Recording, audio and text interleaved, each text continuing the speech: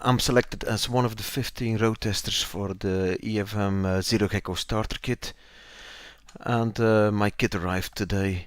I have been preparing up front, so I have been installing the Simplicity Studio. Means that I'm ready now that the kit has arrived, but the first thing that I'm going to do is do the unboxing. Here is the kit, nothing fancy, small box, so let's open her. The box is open, let's see what's inside. Protective paper and the kit. The obligatory USB cable.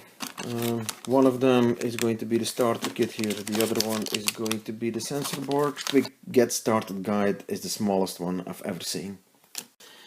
I'm going to open this package first. I think it's the board and not the sensor kit, but let's check.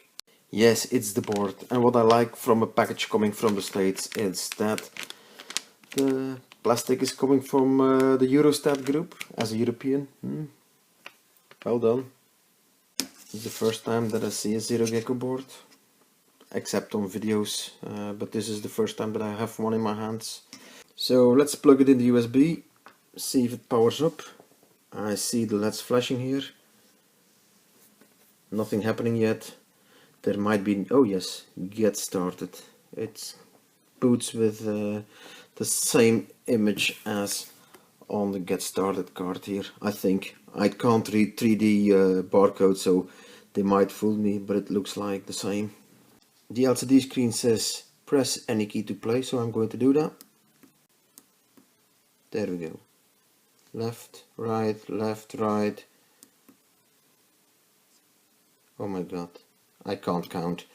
Okay, so play, left, right, shoot.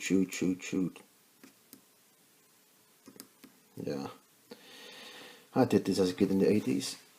Now that I've finished playing the game, let's open the second package, and that is the sensor board. Hey, and that board has a humidity, a temperature sensor, and an optical sensor. It should fit here next to the Zero Gecko, and I should be able to run the examples that they have on their Get Started guide. What I'll do now is try to run Simplicity Studio. I have tried to do that before and I could make it work, but to really make it work you have to have a board attached, because it's going to detect what you have attached to your USB. So I'm going to detect connected devices. Hey, and our device is detected, so we can select that and press OK. And with that I can run the demos. So let's first run the weather station demo, the program that's supposed to run with the add-on board here. And we're started. Loading that demo was not really hard. I just had to follow the instructions on the screen. I haven't read the start guide yet, so everything fairly simple and working from the first time.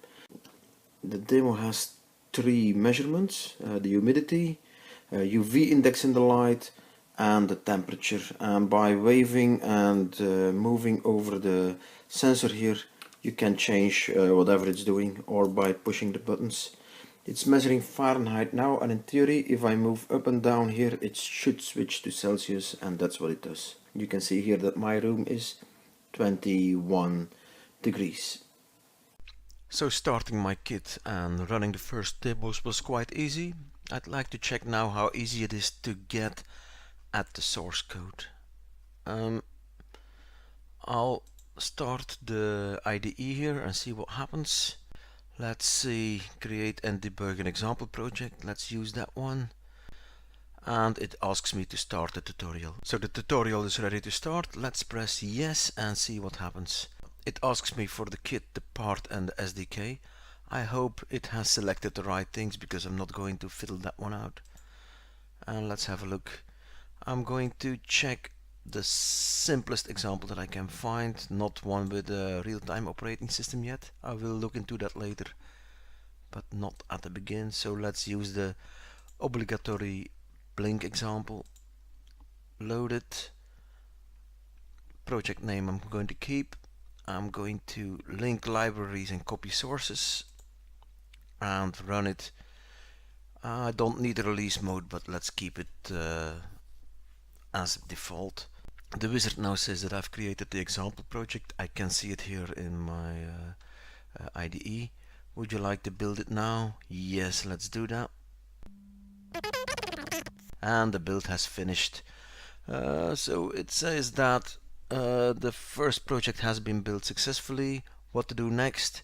Look at the views that contain the build results, the problem and the console. So let's have a look at problem here. None. Console empty. And let's continue. Would you like to debug it now? Yes, why not? So I'm going to run that. Okay, and it started. The debugger says that, and this means that I've closed the first tutorial. So I'm going to remove this window and let's have a look at the code. I'm not going to look into how the IDE works. It's an Eclipse, so I have been using this before for other microcontrollers, but I'd like to have a look at my code. And as you'd expect, that Blink program is not too complex. The first thing it does is the initialization of the chip. The title says ship errata. I'll have to look at what it actually means. Then it defines the interrupt for the clock, so the systig is going to tick every 1 milliseconds. It's initializing the LEDs. I've just checked, and BSP means board support package, so that's libraries that support the demo board that we're running on. And in the loop it is updating a counter, calling a LED set support function with a count, so it's actually randomly lighting up LEDs based upon what the counter is here, and then it waits for 250 systigs. And this is the result on the board, so seemingly random flashing LEDs. Loading the example in the IDE and then compiling and running it was quite straightforward. I am used to the IDE because I'm using it for other processors, so that was not a big learning step, but I'm quite satisfied with how easy it was to load code, debug the code, and also understand what's happening. So the first initial steps with the Zero Gecko board was quite easy for me. And they must have printed a big number of these boxes before the merger because the Silicon Labs logo is a stick-on.